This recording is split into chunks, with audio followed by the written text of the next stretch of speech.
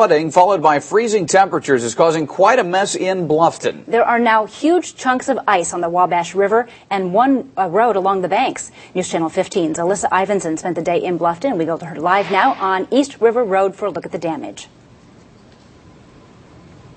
Well, everyone I talked to today told me they really have never seen anything like this before, because it's not just ice. These are gigantic glaciers, some more than a foot thick.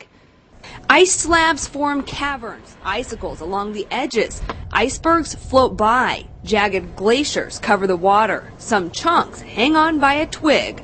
No, this isn't Antarctica. This is Bluffton, Indiana. Pretty much a mile and a half of glacier. River Road is living up to its name. While flooding is common, such thick ice covering the street is not. Nothing to this magnitude, no. It's never, ever even come close to doing this. Dennis Deininger is the maintenance supervisor for the Bluffton Parks Department. But I was curious to see the damage, and I can't hardly believe what I'm seeing. The greenway runs along the river, but now it's been swallowed by ice. It blows my mind that the tree's gone.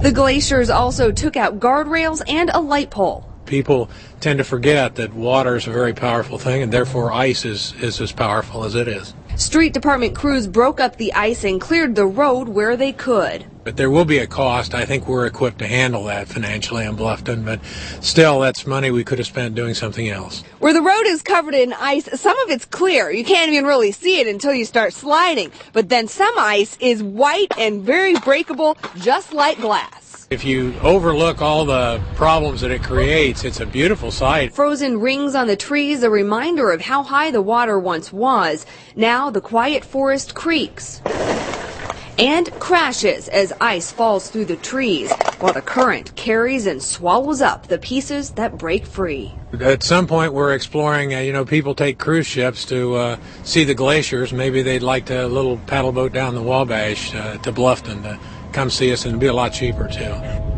And back out here live, while the road crews did all they could to break up as much of this as they could, right now they're really at the point where they're just going to have to wait for it to melt. And in the meantime, a lot of people are coming out and snapping some pictures because all of this really is a sight to see. Live in Bluffton, Alyssa Ivinson, News Channel 15.